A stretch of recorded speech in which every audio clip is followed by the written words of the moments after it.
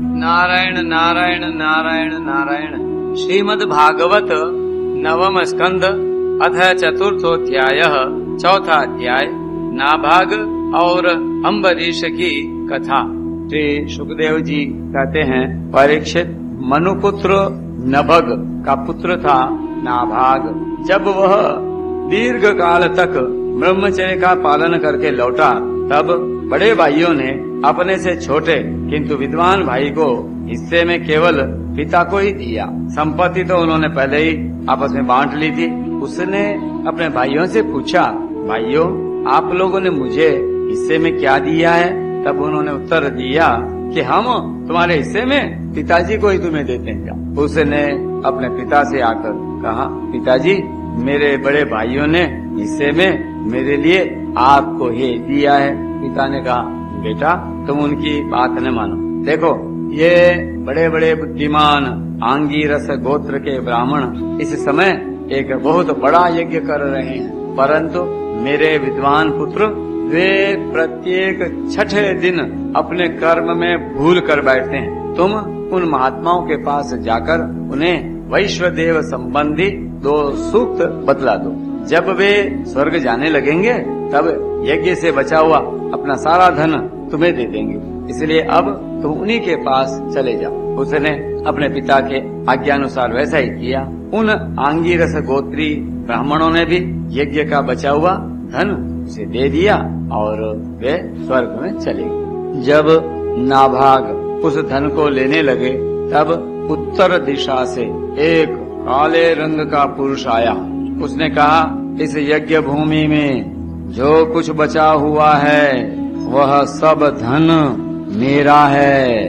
नाभाग ने कहा, ऋषियों ने यह धन मुझे दिया है, इसलिए मेरा है। इस पर उस पुरुष ने कहा, हमारे विवाद के विषय में तुम्हारे पिता से ही प्रश्न किया जाए। तब नाभाग ने जाकर पिता से पूछा। पिता ने कहा, एक बार दक्ष प्रजापति के यज्ञ में ऋषि लोग यह निश्चय कर चुके हैं कि यज्ञ भूमि में जो कुछ बच रहता है वह सब रुद्र देव का हिस्सा है, इसलिए वह धन तो भैया महादेव जी को ही मिलना चाहिए। नाभाग ने जाकर उन काले रंग के पुरुष रुद्र भगवान को प्रणाम किया और कहा कि प्रभो, यज्ञ भूमि की सभी वस्तुएं आपकी हैं। मेरे पिता ने ऐसा ही कहा है। भगवान, मुझसे अपराध हुआ, मैं सिर झुकाकर आपसे क्षमा मांगता हूँ। तब भगवान रुद्र ने कहा, तुम्हारे पिता ने धर्म के अनुकूल निर्णय किया है और तुमने भी मुझसे सत्य ही कहा है। तुम वेदों का अर्थ तो पहले से ही जानते हो। अब मैं तुम्हें सनातन ब्रह्म तत्व का ज्ञान देता हूँ। यहाँ यज्ञ में बचा हुआ मेरा जो अंश है वह धन भी मैं तुम्हें ही दे रहा हूँ, तुम इसे स्वीकार करो। इतना कहकर सत्य प्रेमी भगवान रुद्र अंतर्धान हो गए। रुद्र भगवान की जो मनुष्य प्रातः काल और सायंकाल एकाग्र चित्त से इस आख्यान का स्मरण करता है, वह प्रतिभाशाली एवं वैदज्ञ तो होता ही है, साथ ही अपने स्वरूप को भी जान लेता है। नाभाग के पुत्र हुए अम्बरीश। वे भगवान के बड़े प्रेमी एवं उदार धर्मात्मा थे, जो ब्रह्म शाप कभी कहीं रोका नहीं जा सका, वह भी अम्बरीश का स्पर्श न कर सका। राजा परीक्षित ने पूछा, भगवान, मैं परम ज्ञानी राजर्षि अम्बरीश का चरित्र सुनना चाहता हूँ। ब्राह्मण ने क्रोधित होकर उन्हें ऐसा दंड दिया जो किसी प्रकार टाला नहीं जा सकता, परंतु वह भी उनका कुछ न बिगाड़ सका। श्री सुखदेव जी ने कहा, परीक्षित, अम्बरीश बड़े भाग्यवान थे। पृथ्वी के 7 द्वीप, अचल संपत्ति और अतुलनीय ऐश्वर्य उनको प्राप्त था। यद्यपि ये सब साधारण मनुष्यों के लिए अत्यंत दुर्लभ वस्तुएं हैं, फिर भी वे इन्हें स्वप्न तुल्य समझते थे, क्योंकि वे जानते थे कि जिस धन वैभव के लोभ में पड़कर मनुष्य घोर नरक में जाता है, वह केवल 4 दिन की चांदनी है, उसका दीपक तो बुझा बुझाया है। भगवान श्री कृष्ण में और उनके प्रेमी साधुओं में उनका परम प्रेम था। उस प्रेम के प्राप्त हो जाने पर तो ये सारा विश्व और इसकी समस्त संपत्तियां मिट्टी के ढेले के समान जान पड़ती हैं। वासुदेवी भगवती तद भक्तेषु च साधुषु प्राप्तो भावम परम विश्वम येनेदम लोष्ठवत स्मृतम। उन्होंने अपने मन को श्री कृष्ण चंद्र के चरणारविंद युगल में, वाणी को भगवत गुणानुवर्णन में, हाथों को श्री हरि मंदिर के मार्जन सेचन में और अपने कानों को भगवान अच्युत की मंगलमयी कथा के श्रवण में लगा रखा था। उन्होंने अपने नेत्र मुकुंद मूर्ति और भगवान के मंदिरों के दर्शनों में, अंग संग भगवत भक्तों के शरीर स्पर्श में, नासिका उनके चरण कमलों पर चढ़ी श्रीमती तुलसी के दिव्य गंध में, और रसना जिह्वा को भगवान के प्रति अर्पित नैवेद्य प्रसाद में संलग्न कर दिया था। अम्बरीश के पैर भगवान के क्षेत्र आदि की पैदल यात्रा करने में ही लगे रहते थे और वे सिर से भगवान श्री कृष्ण के चरण कमलों की वंदना किया करते। राजा अम्बरीश ने माला, चंदन आदि भोग सामग्री को भगवान की सेवा में समर्पित कर दिया था। भोगने की इच्छा से नहीं, बल्कि इसलिए कि इससे वह भगवत प्रेम प्राप्त हो जो पवित्र कीर्ति भगवान के निज जनों में ही निवास करता है। पादौ हरे क्षेत्र पदानुसर्पणे शिरो ऋषिकेश पदाभिवन्दने कामं च दास्ये न तु काम काम्यया यथोत्तम श्लोक जनाश्रया रति। इस प्रकार उन्होंने अपने सारे कर्म यज्ञ पुरुष इंद्रियातीत भगवान के प्रति उन्हें सर्वात्मा और सर्वस्वरूप समझकर समर्पित कर दिए थे और भगवत भक्त ब्राह्मणों की आज्ञा के अनुसार वे इस पृथ्वी का शासन करते थे।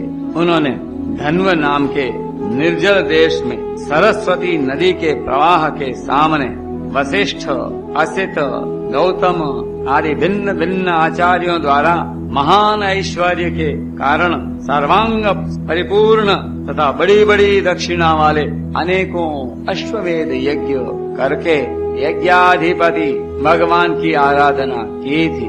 उनके यज्ञों में देवताओं के साथ जब सदस्य और ऋत्विज बैठ जाते थे तब उनकी पलकें नहीं पड़ती थीं और वे अपने सुंदर वस्त्र और वैसे ही रूप के कारण देवताओं के समान दिखाई पड़ते थे। यह हो उनकी प्रजा महात्माओं के द्वारा गाए हुए भगवान के उत्तम चरित्रों का किसी समय बड़े प्रेम से श्रवण करती और किसी समय उनका गान करती।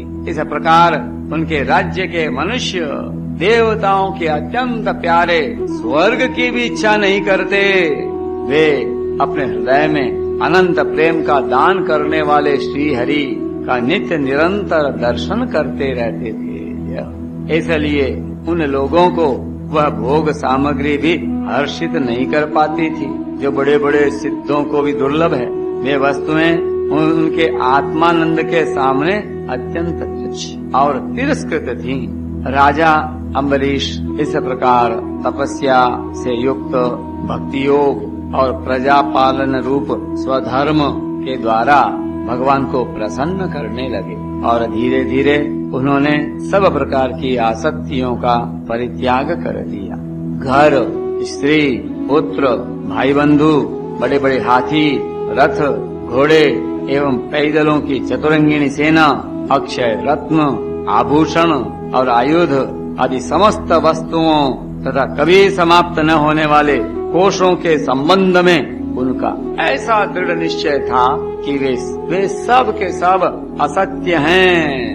उनकी अनन्य प्रेममयी भक्ति से प्रसन्न होकर भगवान ने उनकी रक्षा के लिए सुदर्शन चक्र को नियुक्त कर दिया था, जो विरोधियों को भयभीत करने वाला एवं भगवत भक्तों की रक्षा करने वाला है। भक्त वत्सल भगवान की जय। राजा अम्बरीश की पत्नी भी उन्हीं के समान धर्मशील, संसार से विरक्त एवं भक्ति परायण थीं।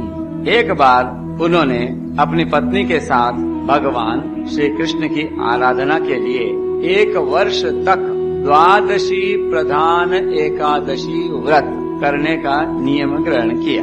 व्रत की समाप्ति होने पर कार्तिक महीने में उन्होंने 3 रात का उपवास किया और एक दिन यमुना जी में स्नान करके मधुवन में भगवान श्री कृष्ण की पूजा की। उन्होंने महाभिषेक विधि से सब प्रकार की सामग्री और संपत्ति द्वारा भगवान का अभिषेक किया और हृदय से तन्मय होकर वस्त्र, आभूषण, चंदन, माला एवं अर्घ्य आदि के द्वारा उनकी पूजा की। यद्यपि महाभाग्यवान ब्राह्मणों को इस पूजा की कोई आवश्यकता नहीं थी, स्वयं में उनकी सारी कामनाएं पूर्ण हो चुकी थीं, वे सिद्ध थे, तथापि राजा अम्बरीश ने भक्ति भाव से उनका पूजन किया। तत्पश्चात पहले ब्राह्मणों को स्वादिष्ट और अत्यंत गुणकारी भोजन कराकर उन लोगों के घर 60 करोड़ गौएं सुसज्जित करके भेज दी।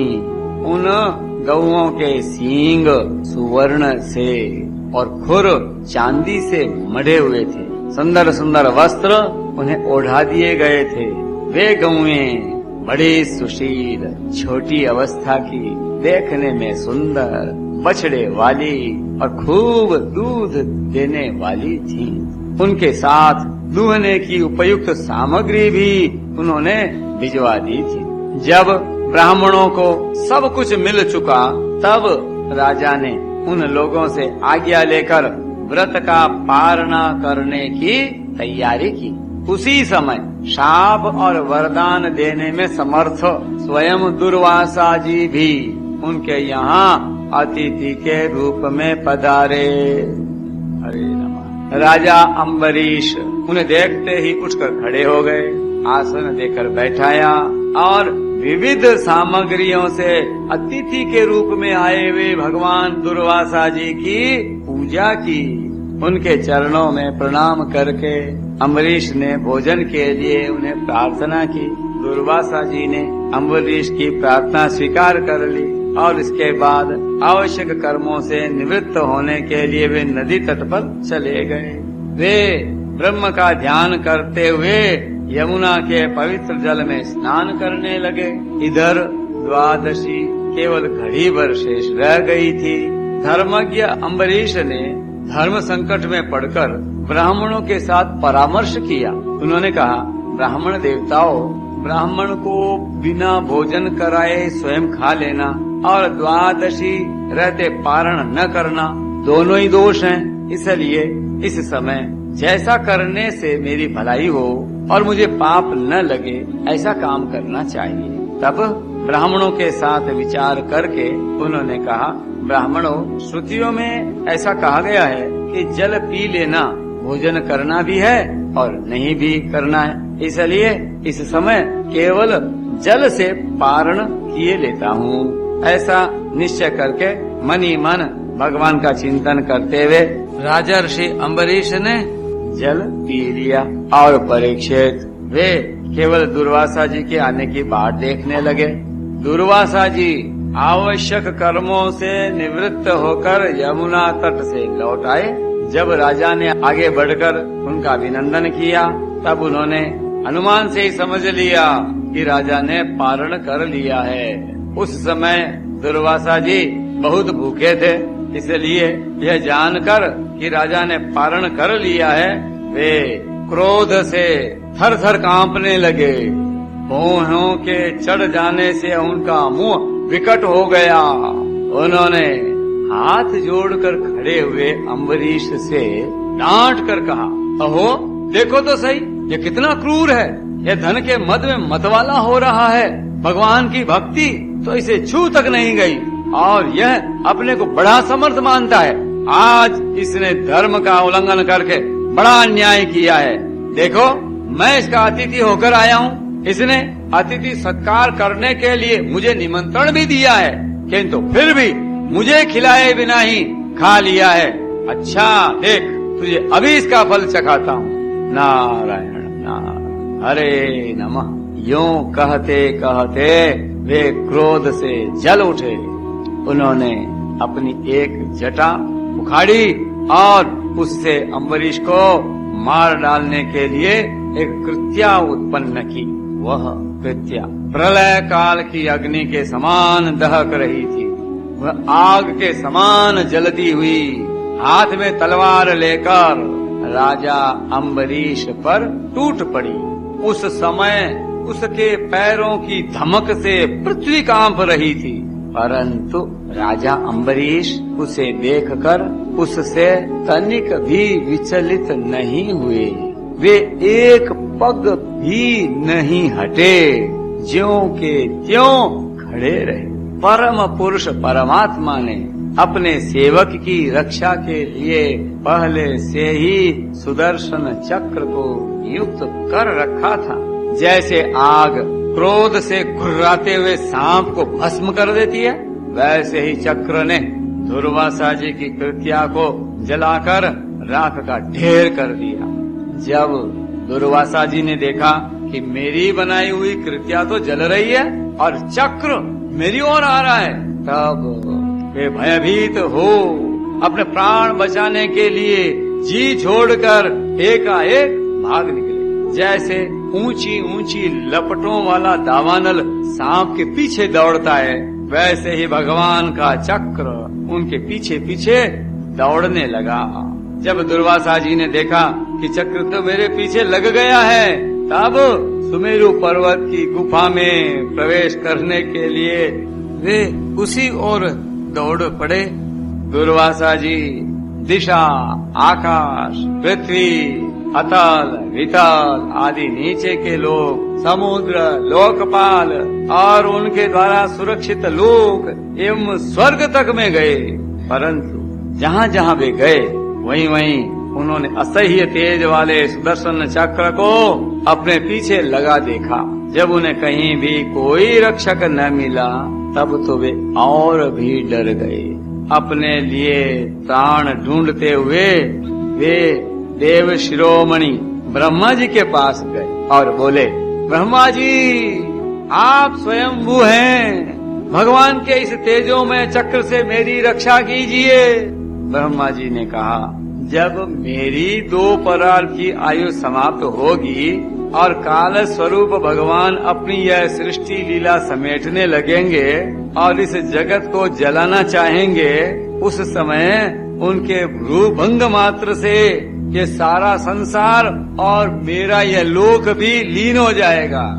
मैं शंकर जी, दक्ष, भृगु आदि प्रजापति, भूतेश्वर, देवेश्वर आदि सब जिनके बनाए नियमों में बंधे हैं तथा जिनकी आज्ञा शिरोधार्य करके हम लोग संसार का हित करते हैं, उनके भक्त के द्रोही को बचाने के लिए हम समर्थ नहीं हैं। जब ब्रह्मा जी ने इस प्रकार दुर्वासा को निराश कर दिया, तब भगवान के चक्र से संतप्त होकर वे कैलाशवासी भगवान शंकर के शरण में गए। श्री महादेव जी ने कहा, वयम न तात प्रभवाम भूम्नि यस्मिन् परेण्य त्यज जीवकोशः भवन्ति काले न भवन्ति ईदृशः सहस्रशो यत्र वयम भ्रमामः।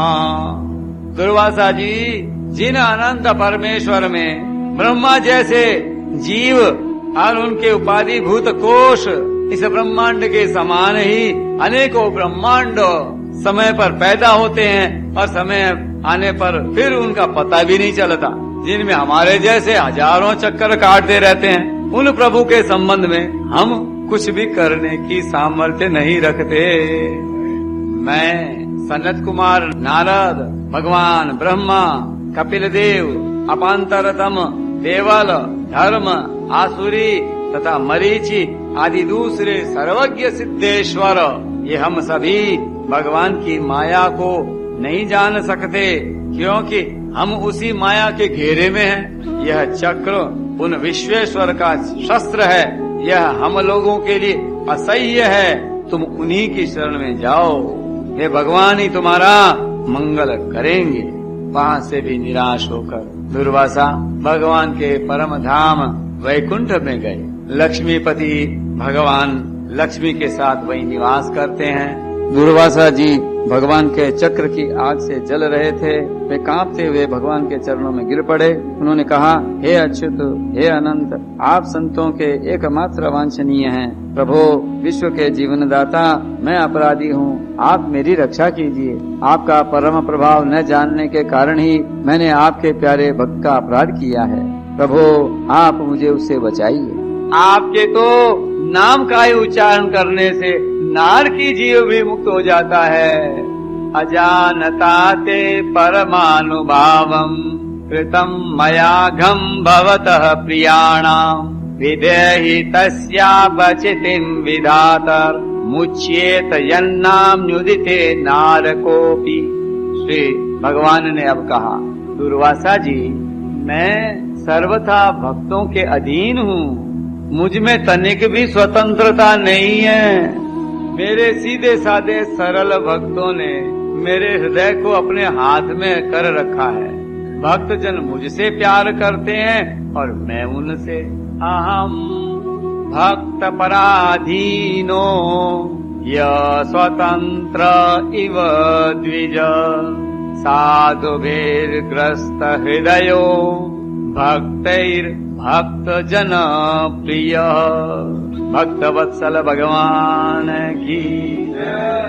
ब्राह्मण अपने भक्तों का एकमात्र आश्रय मैं ही हूँ, इसलिए अपने साधु स्वभाव भक्तों को छोड़कर मैं न तो अपने आप को चाहता हूँ और न अपनी अर्धांगिनी विनाश रहित लक्ष्मी को। जो भक्त स्त्री, पुत्र, गृह, गुरुजन, प्राण, धन, इहलोक और परलोक सबको छोड़कर केवल मेरी शरण में आ गए हैं, उन्हें छोड़ने का संकल्प भी मैं कैसे कर सकता हूँ। ये दारागार पुत्राप्तान प्राणान वित्तमिमं परम हित्वा मां शरणं याता कथम तांस त्यक्तुमुत्सहे। जैसे सती स्त्री अपने पातिव्रत्य से सदाचारी पति को वश में कर लेती है, वैसे ही मेरे साथ अपने हृदय को प्रेम बंधन से बांध रखने वाले समदर्शी साधु भक्ति के द्वारा मुझे अपने वश में कर लेते हैं। मेरे अनन्य प्रेमी भक्त सेवा से ही अपने को परिपूर्ण कृतकृत्य मानते हैं। मेरी सेवा के फलस्वरूप जब उन्हें उस सालोक्य, सारूप्य आदि मुक्तियां प्राप्त होती हैं, तब वे उन्हें भी स्वीकार करना नहीं चाहते। फिर समय के फेर से ये नष्ट हो जाने वाली वस्तुओं की तो बात ही क्या है। दुर्वासा जी, मैं आपसे और क्या कहूँ। मेरे प्रेमी भक्त तो मेरे हृदय हैं और उन प्रेमी भक्तों का हृदय स्वयं मैं हूँ। वे मेरे अतिरिक्त और कुछ नहीं जानते तथा मैं भी उनके अतिरिक्त और कुछ भी नहीं जानता। साधवो हृदयं मह्यं साधुनां हृदयं त्वहं मदन्यते न जानन्ति नाहं तेभ्यो मनागपि। दुर्वासा जी सुनिए, मैं आपको एक उपाय बताता हूँ जिसका अनिष्ट करने से आपको इस विपत्ति में पड़ना पड़ा है। आप उसी के पास जाइए। निरपराध साधुओं के अनिष्ट की चेष्टा से अनिष्ट करने वाले का ही अमंगल होता है।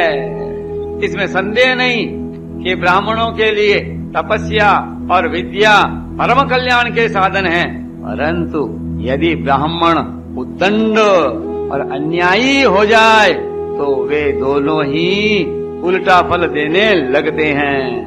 दुर्वासा जी, आपका कल्याण हो।